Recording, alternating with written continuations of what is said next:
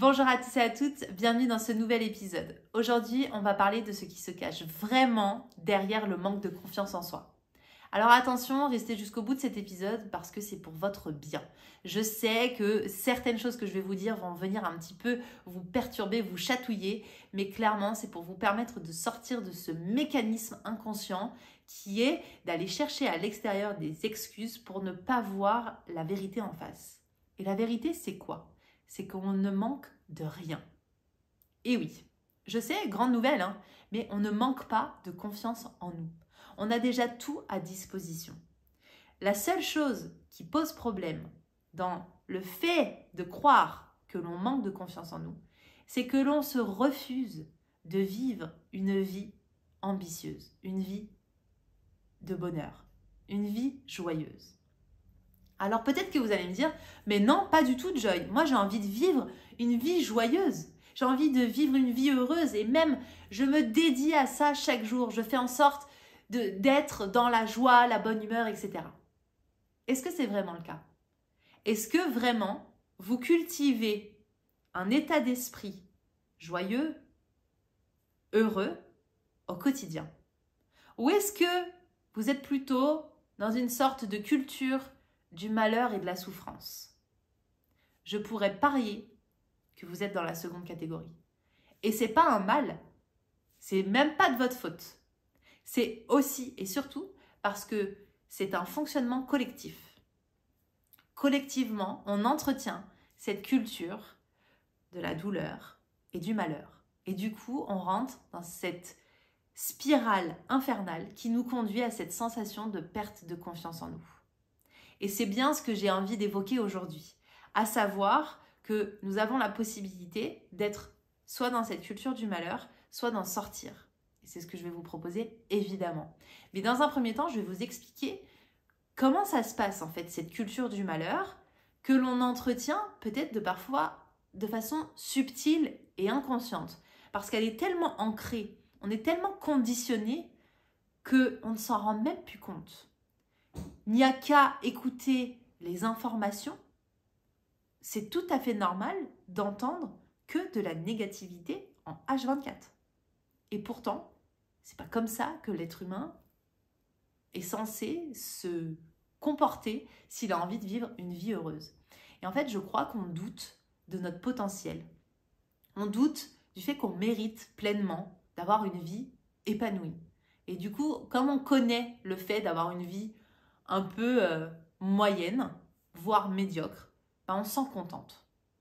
Alors la première chose que j'avais envie de vous rappeler avant de vous expliquer ces différents processus, c'est que, pardonnez-moi l'expression, mais vous êtes des putains d'êtres humains.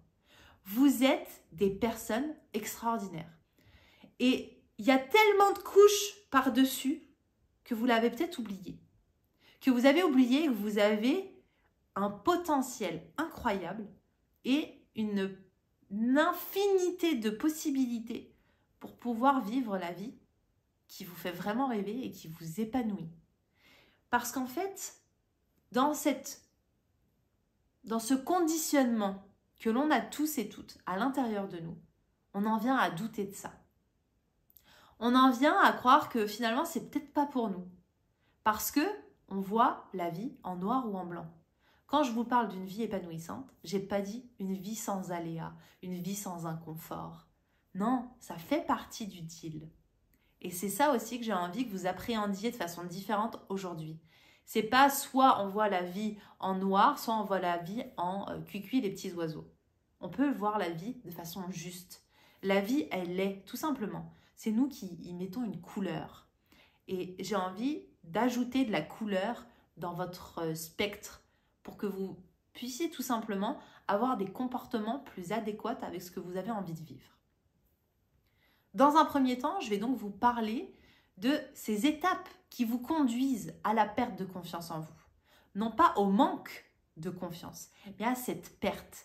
C'est-à-dire que c'est comme rajouter des couches par-dessus votre confiance pour finalement ne même plus la voir, même plus savoir qui vous êtes, quelles sont vos forces, qu'est-ce qui fait votre puissance intérieure et votre magie. La première couche, qui est finalement la plus grosse et la plus commune, c'est la négativité. Imaginez que là, on va descendre comme dans un puits qui va nous conduire à cette perte de confiance en nous. Et là, on est en haut du puits, on voit encore l'extérieur, mais on a le pied sur le premier barreau de l'échelle. Et ça, la négativité, on en est inondé. De par ce que l'on écoute, ce que l'on regarde, les gens que l'on côtoie et nos discours intérieurs. On fait le focus sur tout ce qui va mal, sur tout ce qui ne va pas, sur tout ce que l'on n'a pas fait. Les endroits où on était à la fois trop et pas assez. En fait, on est tout le temps et constamment dans « je regarde la vie » avec le prisme de la négativité. Et observez-vous. Observez-vous quand vous parlez de vous-même. Vous mettez en avant vos défauts dans un premier temps. Culture de la négativité. Ensuite, si on descend petit à petit dans ce puits, on va rencontrer la critique. On aime critiquer les autres. On aime dire « Ah bah ce qu'il a fait, lui, c'est bien ou c'est pas bien ». On aime aussi se critiquer soi. Voire on adore. C'est un passe-temps de se critiquer soi. Ce qui forcément nous amène à un autre niveau. Et tout ça est lié, bien évidemment, c'est une échelle, hein, c'est un ensemble de joie et de conditionnement.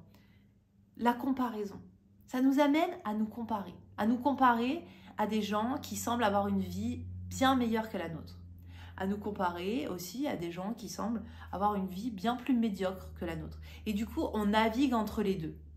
Et on réceptionne même plus les informations comme elles devraient être réceptionnées. C'est-à-dire qu'on compare plus qu'est comparable. On se compare forcément à plus ou à moins. Et ce qui fait que on se sent soit inférieur, soit supérieur. Soit on se sent comme une pauvre merde, soit on a un melon surdimensionné. Et l'idée, c'est vraiment de revenir à de la justesse pour que la comparaison soit faite entre nous et pas avec l'extérieur. Et ça, je vais en reparler. Ensuite, ça nous conduit à du jugement. Du jugement de l'autre, mais aussi de l'auto-jugement. L'auto-jugement, encore une fois, ça fait partie des passe-temps favoris de l'être humain sur le fait que on n'est pas suffisamment ci, suffisamment ça, on n'est pas assez. Et en fait, je pense que nous sommes tous assez, mais que l'on n'entretient pas les vertus, les qualités que l'on aimerait vivre, que l'on aimerait partager. Et ce n'est pas en restant dans ce conditionnement de douleur, de souffrance et de malheur que ça va changer les choses. Ce qui nous amène directement sur l'auto-sabotage. On va tout faire pour justement ne pas avoir cette vie tant désirée. Parce que ça va venir confirmer que ce que l'on ressent, ce que l'on se dit, ce que l'on voit du monde, c'est vrai. Si je suis conditionnée à voir que le monde est mauvais, que je suis une mauvaise personne, ou en tout cas pas suffisamment bien, pas suffisamment intelligente, que mon passé est bien trop compliqué, trop difficile, tout ça, je vais aller chercher des informations qui vont valider ces propos, qui vont valider ce système de pensée, cette croyance qui me limite. Et forcément, ça nous conduit à la dernière étape, la perte de confiance. Si je m'auto-sabote, si je juge, si je me juge, bien sûr, il y a un effet miroir qui se joue. Quand je juge l'autre, je me juge moi. Si je me compare, si je critique et si je suis constamment dans la négativité, ça me conduit directement, et j'ai envie de dire naturellement, vers une perte de confiance, une perte même de connaissance de qui je suis. Vous avez déjà dû entendre des gens dire « mais en fait, je ne sais pas qui je suis ». Parce qu'on est conditionné à se couper de notre nature profonde et à se nous couper aussi de ce qui pourrait être inconfortable mais bénéfique. On préfère rester dans cette culture de « bon la vie c'est pas bien, c'est injuste, donc du coup je fonctionne avec, je me bride et surtout je me contente ». Et qu'est-ce qui se passe dans ce cadre-là? Eh bien, ça nous conduit à ne pas savoir prendre des décisions importantes parce qu'on n'a pas envie de se retrouver dans l'inconfort. Donc, dans cette idée d'engrenage, on va toujours se positionner dans malheureusement cette posture de la victime. De « Ah ben non, mais moi je ne prends pas cette décision, comme ça je reste dans ma propre boue qui, elle, va venir confirmer que c'est pour ça que j'y arrive pas en fait. C'est pour ça que ma vie, elle n'est pas grandiose. Je reste dedans. Donc je ne prends pas de décision. Comme ça, au moins, je ne me mouille pas. » On parlera ensuite des choses à remettre un petit peu dans le contexte.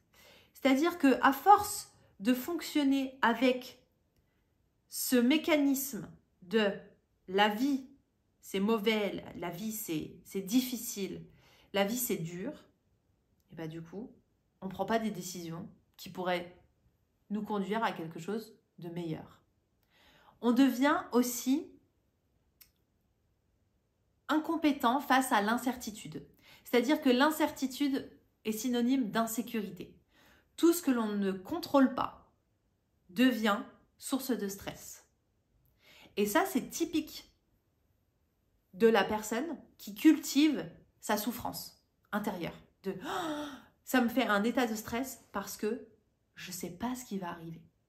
Alors que l'inconnu, c'est censé être la surprise. C'est censé être la spontanéité. C'est je ne sais pas ce qui va m'arriver, mais j'ai confiance. J'ai confiance en moi, en mes capacités d'adaptabilité, de rebond, et j'ai confiance en la vie. La vie ne me veut pas du mal. Et forcément, quand on est dans un conditionnement qui est tourné vers la négativité, ça on ne le voit pas. On n'a pas confiance du tout, puisqu'on perd au fil des années, au fil des discours intérieurs, cette perception de nous-mêmes. Et face à cette insécurité et cette incapacité à appréhender l'inconnu, ça crée une sorte de sensibilité. Sensibilité face aux critiques. Quand vous avez votre voisin qui vous critique, vous le prenez pour vous, vous vous remettez en question. Alors que le voisin, en fait, on s'en fout. On s'en tamponne même. Et quand on arrive à se sentir affecté par des gens qui vivent une vie qui ne nous fait absolument pas rêver, c'est que vraiment, on est au fond de ce puits. Là, on essaye de s'accrocher à l'échelle, mais c'est compliqué de remonter. Et ça peut être des indicateurs. Ça peut être des critères pour dire « Ah, ok, en fait, peut-être, et ce n'est juste qu'une observation, ce n'est pas un jugement, attention, hein, de se rendre compte qu'on est dans cet engrenage. » Et puis ensuite, ça pourrait nous inviter, du coup, à nous contenter. Nous contenter d'une certaine forme de médiocrité. Je vous parlais en introduction de ce qui se cache derrière le manque de confiance en soi. Et bien là, je le formaliserai de façon différente, à savoir ce qui se cache derrière, c'est la peur d'être pleinement heureux. C'est la peur d'être ambitieux. C'est la peur, finalement, de concrétiser quelque chose que l'on n'a même pas imaginé.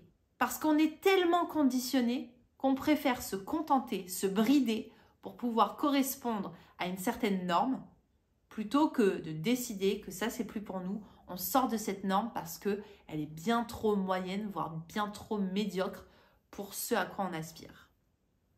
Et c'est là où ça pose problème. C'est qu'on reste englué là-dedans. Donc, il y a plusieurs choses que j'ai envie de vous rappeler. C'est déjà, la première chose, c'est que l'on est 100% responsable de nos résultats. On est 100% responsable de qui on est. Alors attention, je n'ai pas dit qu'on était responsable des circonstances extérieures. On n'est pas responsable de ce qui nous arrive, des aléas de la vie. Par contre, on est 100% responsable de notre façon de réagir face à ces événements de la vie. Et c'est ça qui va être extrêmement important. C'est soit on va se positionner dans le rôle de la victime, celle qui cultive le malheur, la souffrance, etc. Oh mon Dieu, tout ce qui m'arrive est horrible. Soit on va décider de faire un pas de côté et de voir que peut-être ce qui est en train de nous arriver, c'est un événement neutre et qui est là pour que ce soit constructif pour nous. Parce que si on s'attache à cette culture du malheur, on va s'accrocher à la couleur que l'on va donner à l'événement. C'est-à-dire que lorsque l'on va vivre des échecs, des déceptions, des résultats qui ne sont pas à la hauteur de ce qu'on imaginait, tout ça va être teinté soit de négativité, soit de quelque chose de constructif.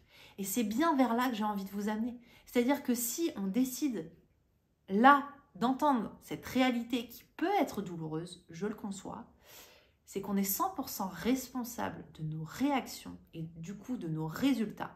C'est-à-dire qu'aujourd'hui, et je sais ça, là c'est le moment qui va piquer un petit peu, si vous avez un couple dans lequel vous n'êtes pas épanoui, vous êtes responsable. Si vous avez un compte en banque qui ne vous satisfait pas, vous êtes responsable. Si vous avez une estime de vous qui est plus bas que terre, vous êtes responsable. C'est-à-dire que vous avez la main pour pouvoir faire évoluer ça. Vous avez la possibilité d'être acteur. Et quand on est dans la culture du malheur, on reste spectateur. Je vous ai déjà évoqué les impacts que ça avait sur votre vie. On ne prend pas de décision importante. On a peur face à l'incertitude. On se sent dans une insécurité. On est hyper sensible face aux critiques des gens parce qu'on en a oublié notre propre valeur. Tout ça, ça nous conduit à être simplement spectateurs, figurants de notre propre vie. Alors que si on reprend les rênes, si on décide à partir d'aujourd'hui d'être réellement responsable de ce qui nous arrive, de nos réactions, ça change la donne. Ensuite, seconde chose que j'ai envie de vous rappeler, c'est que votre entourage, votre environnement d'un point de vue général peut être soit un poison, soit un remède. C'est-à-dire que si vous continuez à écouter des gens qui brassent la négativité, qui remettent en question vos compétences constamment, si vous continuez à écouter les informations, toutes ces sources en fait qui nourrissent cette culture du malheur et de la souffrance, vous allez être vous aussi imprégné de ce poison. Donc si je devais vous donner un conseil par rapport à ça, c'est de couper avec toutes les personnes qui seraient dans une culture du malheur beaucoup trop exacerbée pour vous et qui vous empêcheraient de vous en sortir. Libre à vous de faire ce que vous voulez ensuite. Et ensuite, troisième point, vous êtes capable du meilleur comme du pire. Tout dépend de votre capacité à apprendre à être ce que vous voulez vivre. Je répète, tout dépend de votre capacité à être ce que vous voulez vivre. Vous avez envie de vivre une vie heureuse, joyeuse, soyez heureux, soyez joyeux. Simple, basique. Vous avez envie de vivre une vie où tout est merdique, où tout est échec. Voyez la vie sous ce spectre-là. Et du coup, j'ai envie de vous proposer des solutions pour passer finalement dans l'autre état d'esprit, dans une espèce d'autre catégorie, j'ai envie de dire, pour sortir de ce puits, pour remonter petit à petit l'échelle et voir qu'il existe un monde à l'extérieur. Et dans ce monde à l'extérieur, c'est pas tout noir ou tout blanc. C'est un nuancier de couleurs. Et c'est ça qui fait sa beauté. C'est pas un monde où tout va bien. C'est pas un monde où tout est beau. C'est un monde où il y a de la justesse, où il y a des complémentarités, où on ne voit plus finalement le bien ou le mal. On voit un ensemble. Donc la première chose, face du coup à cette catégorie de fond, j'ai envie de dire, c'est-à-dire cette perte de confiance en soi, j'ai envie qu'on se donne la permission. La permission d'élever nos standards. Parce que si on ne s'autorise pas à vivre une vie meilleure que ce qu'on est en train de vivre aujourd'hui, forcément, on va stagner, on va se contenter et on va se brider. Donc, permettez-vous de vous imaginer et de vous construire, surtout ça, un business, un couple, une vie, d'un point de vue général, grandiose. Parce que vous en aviez les capacités. Je viens de vous le rappeler. Vous êtes capable du pire comme du meilleur. Il suffit de vous en donner les moyens. Ensuite, pour faire face à tout ce qui est auto-sabotage, là, je vous propose d'accepter et d'honorer votre vulnérabilité. Parce que trop souvent, dans la culture du malheur, on a considéré la vulnérabilité comme de la faiblesse. Et dans la culture d'une vie heureuse, la vulnérabilité, c'est ce qui fait notre force. C'est ce qui fait notre humanité. C'est ce qui nous différencie des robots. C'est ce qui remet du relief à ce que l'on ressent. Lorsqu'on se sent touché par l'histoire des gens, c'est parce que nous aussi, on est vulnérable. C'est parce que nous aussi, on ressent des choses, de la tristesse, de la colère. Il y a des choses en nous qui viennent nous challenger. C'est ça la vulnérabilité. Et j'ai vraiment à cœur que l'on devienne courageux là-dessus, que l'on ait l'audace d'exprimer ce que l'on ressent de façon vulnérable sans avoir peur de ce que l'on viendra dire de nous. Parce qu'on sait qui on est. Parce qu'on s'est donné la permission aussi d'être cette personne qui était, oui, à la fois en colère, qui était à la fois mauvaise, tout en étant joyeuse et excellente. Et c'est accepter ces parts de nous. C'est accepter tout ce qui se joue en nous. C'est ça la vulnérabilité, c'est accepter qu'on est des êtres faits de qualités et de défauts. Et finalement, regardez même les gens que vous aimez. Si vous retirez leurs défauts, ils ne sont plus les mêmes. Voire même, vous les aimeriez un petit peu moins. Parce que ce sont leurs défauts qui font leur charme. Ce sont leurs défauts qui créent leur humanité en eux. Et ça, si on se coupe de ça, on se coupe d'une expérience, on se coupe d'une part de l'expérience de la vie. Ensuite, par rapport à tout ce qui est jugement, j'ai vraiment envie qu'on cultive de la tolérance. De la tolérance envers soi, mais aussi de la tolérance envers les autres. Parce que je rappelle, si je cultive de la tolérance envers moi, je vais cultiver de la tolérance envers les autres. On n'est pas obligé de fonctionner tous de la même façon, et c'est des différences, selon moi, que l'on peut venir se nourrir.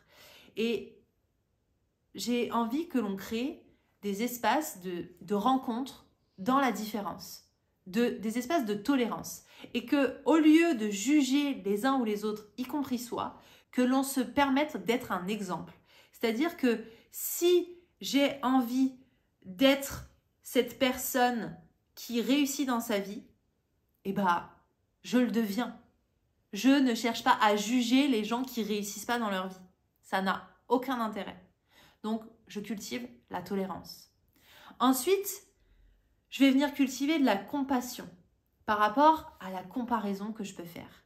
Et au lieu de me comparer à l'extérieur, je vais me comparer à mon moi du passé, pour voir aussi tout le chemin parcouru, pour voir toutes les épreuves qu'on a pu surmonter, toutes les choses qu'on a pu transformer à l'intérieur de nous. Parce qu'en fait, on croit qu'on est en compétition avec l'extérieur, alors qu'en fait, on est simplement dans une évolution de soi-même.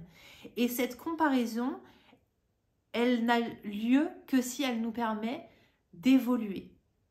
Et c'est pour ça que je vous invite vraiment à cultiver de la compassion. Et la compassion, ça s'honore en regardant tout ce que l'on a déjà parcouru.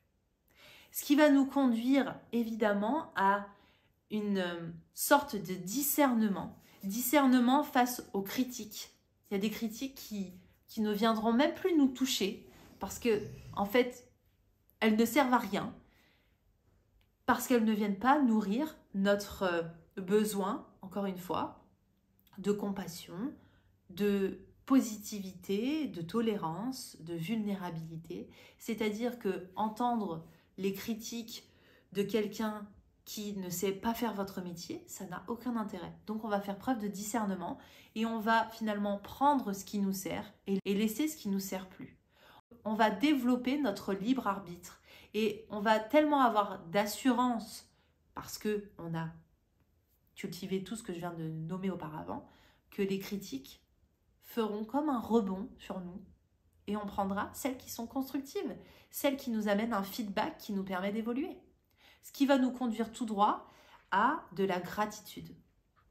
Face à la négativité, pour moi, on ne contrebalance pas avec de la positivité, parce que de la positivité, ça laisserait sous-entendre que tout va bien. Alors que de la gratitude, c'est simplement honorer ce qui est, sans le classer bien ou mal. C'est ce qui nous permet, nous, d'être bien.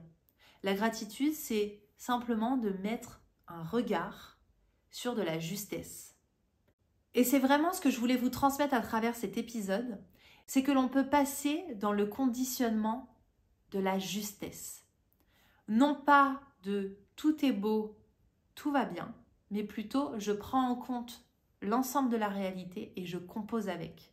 Je compose avec le chaos, je compose avec l'inconfort. J'apprends à naviguer dans l'incertitude. Et du coup, ça me conduit à être capable à prendre des décisions importantes, à être capable de vivre un inconfort de la façon la plus agréable possible. Parce que j'ai intégré que dans les règles du jeu, de mon entreprise, de mon couple, de la vie, il y aura des aléas. Il y aura des choses que je ne contrôle pas. En fait, c'est comme lorsque vous jouez à un jeu de société, vous acceptez qu'il y a une possibilité que vous perdiez. C'est exactement pareil dans votre entreprise, dans votre couple et aussi avec vous-même.